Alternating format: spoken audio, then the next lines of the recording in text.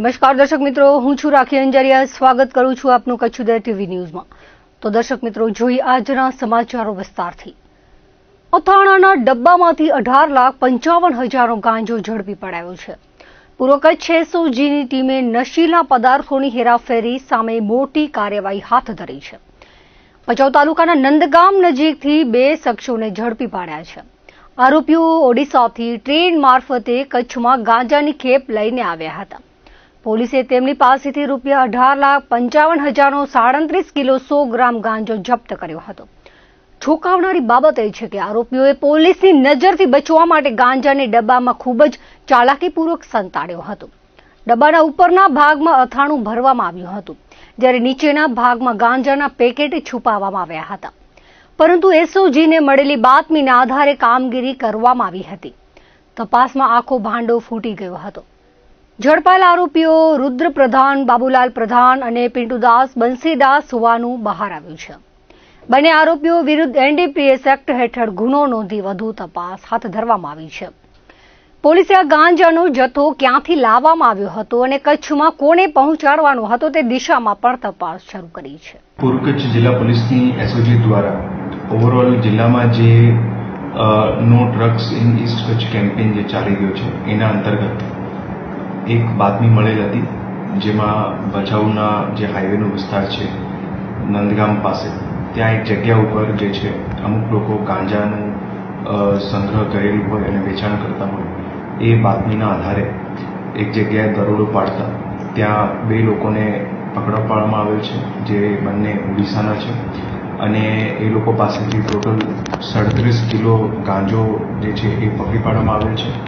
જે ગાંજો પકડી પાડવામાં આવેલ છે એ અથાણાની આડમાં અને જે ડબ્બા એ લોકો પાસેથી મળ્યા એમાં એ રીતે છુપાવવામાં આવેલ હતું, જેનાથી સામાન્ય રીતે જોઈએ તો ખબર નહીં પડે. અને આ જે કાર્ય કરવામાં આવેલ છે એમાં 2 લોકોને પકડી પાડવામાં આવે છે, જે બંને લોકો ઓડિશાના છે, ગંજામ, અને આગળની કાર્યવાહી અને તપાસ એમાં કરવામાં આવેલી છે. ગાંધીધામ ઝોન ગોડાઈ નજીક સર્વિસ રોડ પર ટ્રક ચાલકને છરી બતાવી મોબાઈલ ફોન અને રોકડ રકમની લૂંટ ચલાવી હતી. જે લૂંટના 2 આરોપીઓને ગાંધીધામ B ડિવિઝન પોલીસે ગણતરીના કલાકોમાં ઝડપી પાડી લૂંટનો ભેદ ઉકેલી નાખ્યો છે. જ્યારે આ ગુનામાં સંડોવાયેલો એક આરોપી હજુ ફરાર છે અને તેની શોધખોળ હાથ ધરવામાં આવી છે. મળતી માહિતી મુજબ ટ્રક ચાલક પોતાની ગાડી ચેક કરી રહ્યો હતો, ત્યારે બાઇક પર આવેલા 3 શખ્સોએ તેના પર હુમલો કરી છરીના ઘાએ 2 મોબાઈલ ફોન અને 2,000 રોકડ લૂંટી ફરાર થઈ ગયા હતા.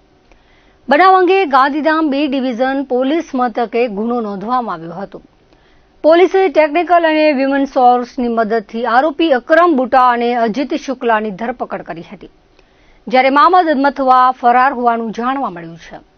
ઝડપાયેલા આરોપીઓ પાસેથી લૂંટમાં ગયેલા 2 મોબાઈલ ફોન, 1,600 રોકડ, 2 ધારદાર છરી, લૂંટમાં ઉપયોગમાં લેવાયેલ બાઇક તથા અન્ય મોબાઈલ ફોન મળીને 44,000થી વધુનો મુદ્દામાલ કબજે કરવામાં આવ્યો છે.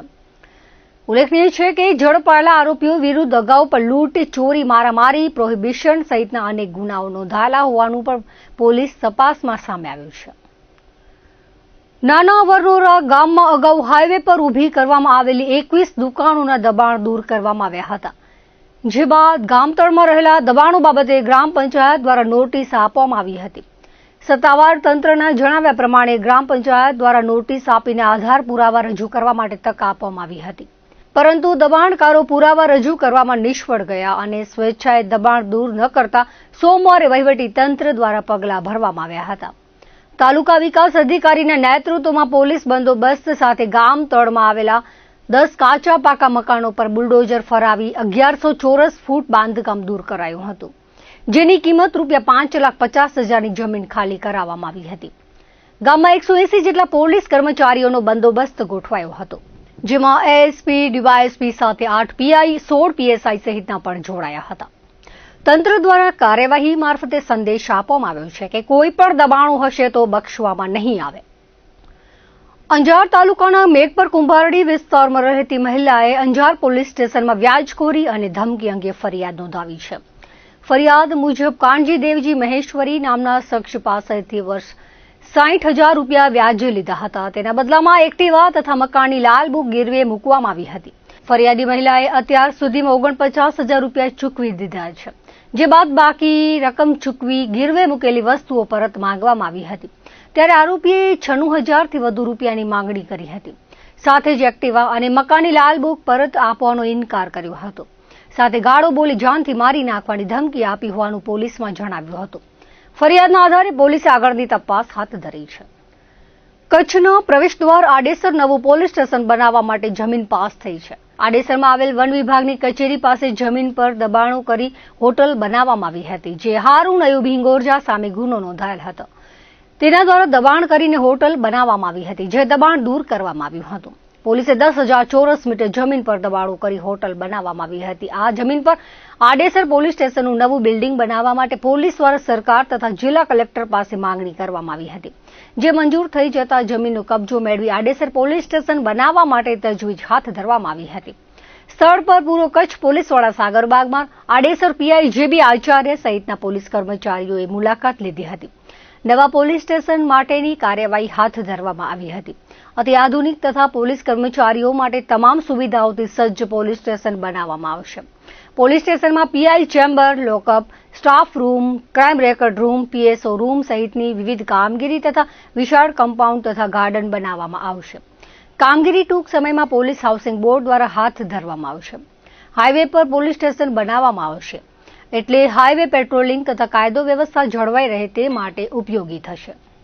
ગુજરાત સરકાર દ્વારા જે અસામાજિક તત્વો વિરુદ્ધ એક મુહિમ જે ચાલી રહી છે, જેમાં જે લોકોએ સરકારી જગ્યાઓ પર દબાણ કરેલું હોય એ જગ્યાઓ ખાલી કરાવીને એમનો સદુપયોગ થાય, એ હેતુથી પૂર્વ કચ્છ જિલ્લા પોલીસ દ્વારા આડેસર પોલીસ સ્ટેશન વિસ્તારમાં એક ગુનાહિત ઇતિહાસ ધરાવતા હારૂન હિંગોરજાનું જે ગેરકાયદેસર દબાણ હતું સરકારી જગ્યા ઉપર, હાઈવેની રોડ ટચ જગ્યા ઉપર, જેમાં સહારા હોટલ બનાવેલી હતી અને એની સાથે સાથે બીજા પણ બાંધકામ હતા. એ બાંધકામોને રેવન્યુ તંત્રને સાથે મળીને એમને બાંધકામને, હોટલને જે છે એમને ડિમોલિશન કરવામાં આવ્યું અને એના પછી પોલીસ વિભાગ દ્વારા કલેક્ટરશ્રી તંત્રને એમની આ જે જગ્યા જે હતી એ માંગણી કરવામાં આવી હતી, જે મંજૂર થઈ હતી. એમાં એક નવું આડેસર પોલીસ સ્ટેશનનું પ્રપોઝલ પણ કરવામાં આવેલું હતું, જે સરકારશ્રી દ્વારા મંજૂર કરવામાં આવેલ છે.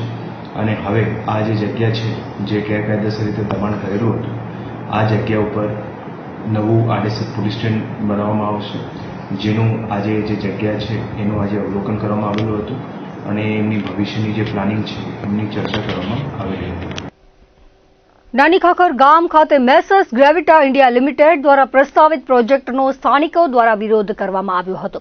આ ઝેરી અને ઘાતક પ્રદૂષણ ફેલાવનારા પ્રોજેક્ટને અટકાવવા તેમજ કંપનીને ગુજરાત પ્રદૂષણ નિયંત્રણ બોર્ડ દ્વારા આપવામાં આવેલ મંજૂરી તાત્કાલિક રદ કરવાની માંગ કરી હતી. ગ્રામજનોએ કચ્છ કલેક્ટરને આવેદનપત્ર પાઠવી રજૂઆત કરી હતી. ગ્રામજનોનો આક્ષેપ છે કે આ પ્રોજેક્ટથી વિસ્તારની પર્યાવરણીય સુરક્ષા, કૃષિ ક્ષેત્ર અને લોકોના સ્વાસ્થ્ય સામે મોટું જોખમ ઊભું થયું છે. નાની ખાખર અને આસપાસના ફરાદી, મોટી ખાખર, બિદડા, ભાડિયા અને મોટા કાંડાગરા જેવા ગામોમાં અંદાજે 10 લાખથી વધુ આંબા, દાડમ, ચીકુ અને ખારેકના ફળદ્રુપ બગીચાઓ આવેલા છે. કંપની દ્વારા દર વર્ષે હજારો મેટ્રિક ટન કોપર, પ્લાસ્ટિક અને અન્ય મેટલ સ્ક્રેપની પ્રક્રિયા કરવા માટે ઊંચા તાપમાને ફર્નેસ ચલાવવામાં આવનાર છે. પીવીસી કોટિંગ ધરાવતા કોપર વાયરના સ્મેલ્ટિંગ દરમિયાન ડાયોક્સિન, ફ્યુરાન અને હાઇડ્રોજન ક્લોરાઇડ જેવા અત્યંત ઝેરી ગેસ મુક્ત થશે, જેના કારણે કેન્સર, શ્વસન તંત્રની બીમારીઓ અને જન્મજાત ખામીઓ જેવા ગંભીર રોગો થવાની ભીતિ સેવાઈ રહી છે. પ્રદૂષણ સીધું ફળોના બગીચાઓ પર પથરાશે, જેનાથી સ્થાનિક ખેતી નષ્ટ થઈ જશે, લોકો આજીવિકા ગુમાવશે. ઉપરાંત આ વિસ્તારમાં રહેલા 1000થી 1200 જેટલા પશુધનની સુરક્ષા અને પશુપાલન પર નિર્ભર પરિવારોની રોજગારી પર પણ જોખમ મુકાશે. આવેદનપત્રમાં કંપની દ્વારા સરકારી તંત્રને ગેરમાર્ગે દોરીને ખોટી માહિતી રજૂ કરવામાં આવી હોવાના ગંભીર આક્ષેપો કરાયા છે. પ્રોજેક્ટ સ્થળથી માત્ર 100 મીટરના અંતરે નિરાશ્રિત અને દિવ્યાંગો માટેની સંસ્થા વિકલાંગ જીવન વિકાસ મંડળ અને નજીકમાં જ બિદડા સરોવર ટ્રસ્ટની હોસ્પિટલ આવેલી હોવાની હકીકતો પણ છુપાવવામાં આવી છે. વધુમાં કંપનીએ 12 થી 15 કિલોમીટર દૂર આવેલા ભરાડી માતા ઢુવા રિઝર્વ ફોરેસ્ટને દસ્તાવેજોમાં 221 કિલોમીટર દૂર બતાવ્યું છે. નજીકના અન્ય આરક્ષિત જંગલોની માહિતી પણ છુપાવી છે. પાણીની અછત ધરાવતા અને સેન્ટ્રલ ગ્રાઉન્ડ વોટર બોર્ડ દ્વારા ઓવર એક્સપ્લોઇટેડ જાહેર કરાયેલ છે. માંડવી તાલુકામાં પ્રોજેક્ટ દૈનિક હજારો લીટર ભૂગર્ભ જળનો વપરાશ કરાશે, જેનાથી પાણીના તળ વધુ ઊંડા જશે. કંપની દ્વારા ઝીરો લિક્વિડ ડિસ્ચાર્જનો દાવો કરવામાં આવ્યો હોવા છતાં સ્લજ ડ્રાઇંગ બેડની વ્યવસ્થા દર્શાવી છે, જે ચોમાસા દરમિયાન ભૂગર્ભ જળને પ્રદૂષિત કરી શકે છે. કંપનીના જોખમી પ્રોજેક્ટ સામે નાની ખાકર ગ્રામ પંચાયત ઉપરાંત આસપાસની અન્ય 13 ગ્રામ પંચાયતો પણ અસંમતિ દર્શાવતા સત્તાવાર ઠરાવો પસાર કર્યા છે. ગ્રામજનોએ માંગ કરી છે કે જ્યાં સુધી તટસ્થ સમિતિ દ્વારા પર્યાવરણીય તપાસ અને જાહેર સભા યોજીને સ્થાનિકોની રજૂઆતો સાંભળવામાં ન આવે ત્યાં સુધી કંપનીની તમામ કામગીરી સ્થગિત કરવામાં આવે. જો તાત્કાલિક ધોરણે મંજૂરીઓ રદ કરી બાંધકામ અટકાવવામાં નહીં આવે તો ગાંધી ચિંધ્યા માર્ગે ઉગ્ર આંદોલન કરવાની અને અદાલતના દ્વાર ખખડાવવાની ચીમકી આપવામાં આવી છે. અમારે અહીંયા એક ગ્રેવિટા કંપની આવી રહી છે અને એના માટે અમે બધાએ છોકરાઓએ જે સર્ચ કરી અને તજજ્ઞો આગળથી જે માહિતી લીધી છે એના માહિતી એવી અમને મળી છે કે આ કંપની આવવાથી ને આ આજુબાજુમાં જે ગ્રીન બેલ્ટ છે લગભગ 5-6 લાખ જેટલા આંબાના નારિયેળ દાડમના ઝાડવાઓ છે એના બધા ઉપર આડઅસર થાય એમ છે, આરોગ્ય ઉપર આડઅસર થાય એમ છે, બાળકો પણ ખોટ ખાપણવાળા જન્મે એવી પરિસ્થિતિ આમાંથી થાય એવું છે. તો અમે એમનો કંપનીનો વિરોધ કરીએ છીએ અને અમારા 16 ગામના લોકો બધાએ ગ્રામ પંચાયતમાંથી લેટર પેડ આપી અને વિરોધ કર્યો છે કંપનીનો અને એ બધાની રોજીરોટી છીનવાઈ જાય એવું છે. એટલે અમે અમારી રોજીરોટીને છીનવા એવા કારણે અમે આ બધો કંપનીનો વિરોધ કરીએ છીએ અને અમે છેવટ સુધી લડત આપશું અને એનો વિરોધ કરશું બધા સાથે.